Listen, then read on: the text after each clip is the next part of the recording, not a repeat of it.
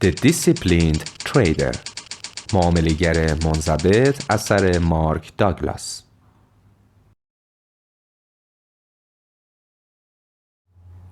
به ندرت افراد در شرایطی بزرگ شده اند که بدانند در عرصه‌ای مانند بازار که در آن برای ابراز خلاقیت‌های خود مطلقاً آزادند و با هیچ یک از ساختارها یا محدودیت‌های بیرونی مواجه نیستند چگونه رفتار کنند. در محیط بازار شما خودتان باید قوانینی را برای خود وضع کنید و نیز خود را به رعایت آنها ملزم نمایید. مشکل اینجاست که برخلاف محیط‌های ساختار یافته‌ای که ما به آنها عادت کرده ایم که در آن اغلب همه چیز ساکن و ثابت است، در بازار قیمت‌ها همیشه در حال نوسانند و حرکات قیمت‌ها دائمی است و فرصت‌های تصمیم گیری که برای کسب سود با آنها مواجه می‌شوید به همان اندازه بیشمارند. شما نه تنها باید در مورد ورود یا عدم ورود به معامله تصمیم بگیرید، بلکه لازم است در مورد زمان ورود، مدت زمان ماندن در معامله و تعیین شرایط خروج از آن هم تصمیم گیری کنید، چرا که هیچ مرجع مشخصی برای تعیین اینها غیر از آنچه که در ذهن شماست وجود ندارد. علاوه بر بار روانی نهفته در این تصمیم گیری ها، باید به این نکته هم توجه کنید که در بازارهای آتی به خاطر خاصیت اهرمی آن، حتی بستن قراردادهای کوچک در هر معامله می تواند پتانسیل سود یا زیان بسیار بزرگی به همراه داشته باشد. از نقطه نظر روانشناختی این بدان معناست که از لحاظ تئوری هر معامله هم امکان محقق کردن آرزوهای مالی شما در کسب استقلال مالی را دارد و هم در عین حال می تواند تمام دارایی شما را نابود کند.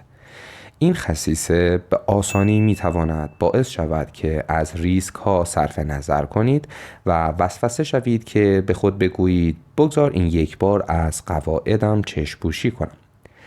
محیط خاص بازارهای مالی آزادی عمل مطلق به همراه فرصتهای سود و زیان نامحدود در پیش روی شما قرار می دهد. اگر معامله‌گری که آمادگی روانی متناسب با شرایط خاص این بازار را ندارد، یعنی کسی که به صورت ارادی خویشتن‌دار نیست و چارچوب ذهنیش در راستای ساختارهای کنترل کننده خارجی و انتظارات جامعه شکل گرفته است، در این بازار قرار گیرد. آنچه در نهایت برای وی حاصل می شود، فاجعه‌ای روانی و مالی خواهد بود. این سناریوی غم‌انگیز به روشنی توضیح می دهد که چرا تنها تعداد کمی از معامله‌گران قادرند از بازار درآمد کسب کنند. در واقع تقریباً تمام کسانی که سعی می کنند به عنوان معامله‌گر وارد بازار شوند، نه تنها مشکلات پیش رویشان را دست کم می گیرند، بلکه درک درستی هم از توانایی‌های خود برای برآورده کردن توقعات زیاد از حدشان ندارند. از این رو بسیاری از این دست معامله‌گران، اگر نگوییم همه آنها، صدمات روانی جدی به خود وارد می‌کنند. منظور من از صدمات روانی پدیدار شدن هر نوع چارچوب ذهنی در شخص است که قابلیت ایجاد اضطراب در او داشته باشد. اضطراب نتیجه برداشت‌هایی از شرایط محیط پیرامون است که بتواند در شخص دردهای فیزیکی یا روانی مانند استرس، تشویش، ناامیدی یا حس خیانت ایجاد کند. حالات دردناک روانی اصولاً نتیجه توقعات برآورده نشده شخص هستند. توقعات برآورده نشده تضادی میان باورهای شخص در مورد شرایطی که او فکر می‌کند باید حاکم باشد و شرایطی که در واقع حاکم هستند ایجاد می‌کند. این تضاد در احساسات درونی ما در قالب درد ظاهر می شوند که ما از آنها تحت عناوین استرس، اضطراب، ناامیدی و غیره یاد می کنیم. افراد به طور غریزی برای اجتناب از درد در ذهن خود اقدام به ساختن سدهای تدافعی در برابر هجوم اطلاعاتی می کنند که می توانند به نحوی بیانگر وجود این گونه تضادها باشند. این سدهای تدافعی شامل انواع انکارها، دلیل تراشیها و توجیهاتی می شوند که همه آنها منجر به تحریف ادراکی می شوند. تحریف ادراکی زمانی رخ می دهد که سیستم ذهنی ما به طور خودکار با تغییر شکل و فیلتر کردن برخی اطلاعات اقدام به تحریف داده ها می کند تا تضاد میان آنچه که ما توقع داریم و آنچه که محیط پیش روی ما می گذارد را برطرف کند. این کار به نحوی انجام می شود که ما باور می کنیم که بین ما و محیط خارج یک واقعیت مشترک وجود دارد تا بدین وسیله از درد اجتناب کنیم. واقعیت مشترک را می توان به شکل همخوانی بین باورهای شخص در مورد محیط بیرونی و آنچه که در واقع در محیط بیرون وجود دارد تعریف کرد. اما اگر اطلاعات بازار را تحریف کنید، نه تنها واقعیت مشترکی بین شما و بازار وجود ندارد، بلکه در واقع خود را به توهم سپرده اید تا بتوانید خود را از مواجه شدن با سرخوردگی‌های محتمل معاف کنید.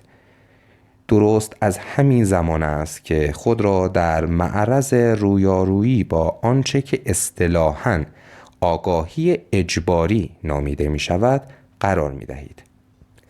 به عبارت دیگر شما در حال تحریف ادراکات خود هستید و این تحریف تا آنجا ادامه خواهد یافت تا ناهمخوانی بین ذهنیت ساختگی شما و اطلاعات واقعی بازار آنچنان مهیب شود که این سپر دفاعی ذهنی یعنی توهم فرو ریزد. این رخداد معمولاً با حالاتی از شوک همراه است و در آن متحیر می شوید که چگونه ممکن است همه چیز به این سرعت در هم بریزد. در این شرایط بازار شما را مجبور به پذیرش توهمی بودن آن واقعیت مشترک که در ذهن خود ساخته بودید می کند و باید پذیرای آگاهی اجباری دردناکی گردید. به هر حال در نقطه‌ای از زندگی حرفه‌ای خود به عنوان یک معامله‌گر این را خواهید فهمید که چگونه همه ما به خاطر شیوه پرورش مشابهمان در جامعه سعی می‌کنیم تا بازار را کنترل شده فرض کنیم و وقایع آتی بازار را پیش بینی کنیم و سپس متعصبانه منتظر رخ دادن همان وقایع بنشینیم. این همان جایی است که باید یاد بگیرید که چگونه آن انعطاف پذیری ذهنی لازم را در خود ایجاد کنید که به شما اجازه دهد نگاه خود را به فرصتها و امکانهای جایگزین معطوف کنید.